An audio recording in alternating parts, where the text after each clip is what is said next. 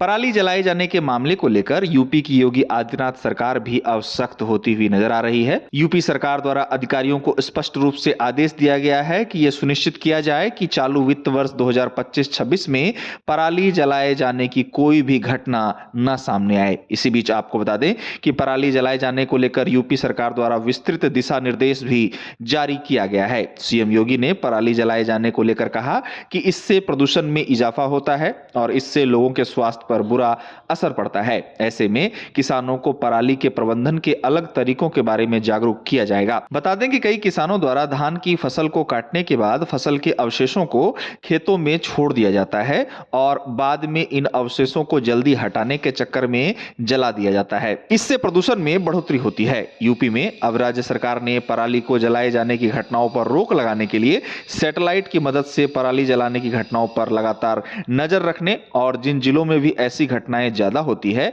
वहां खास सावधानी बरतने को कहा है। आपको बता दें कि उत्तर प्रदेश में पराली जलाए जाने की घटनाओं पर रोक लगाने के लिए जारी दिशा निर्देशों में कहा गया है कि अगर कोई किसान पराली जलाता है तो उस पर पर्यावरणीय क्षतिपूर्ति जुर्माना लगाया जाएगा, जहां 2 एकड़ से कम जमीन पर 2,500 रुपए, 2 से 5 एकड़ तक की जमीन पर 5,000 रुपए और 5 एकड़ से अधिक जमीन पर 15,000 रुपए का जुर्माना उत्तर प्रदेश सरकार द्वारा तय किया गया है। आपको बता दें कि इस अभियान को सफल बनाने के लिए प्रत्येक 50 से 100 किसानों पर एक नोडल अधिकारी तैनात किया जाएगा। इस अभियान के तहत जिला अधिकारियों को उन जगहों को चिन्हित करने को कहा गया है जहां पराली जलाए जाने की घटनाएं ज्यादा सामने आती हैं। गौरतलब है कि पंजाब जैसे राज्यों में पराली जलाए जाने के मामले के कारण ही कहा जाता है कि इससे सर्दियों के मौसम में राजधानी दिल्ली के प्रदूषण में इजाफा हो जाता है। गौरतलब है कि पराली जलाए जाने से पर्यावरण को नुकसान पहुंचता है और प्रदूषण का स्तर भी बढ़ जाता है, जिससे बीमारियों का खतरा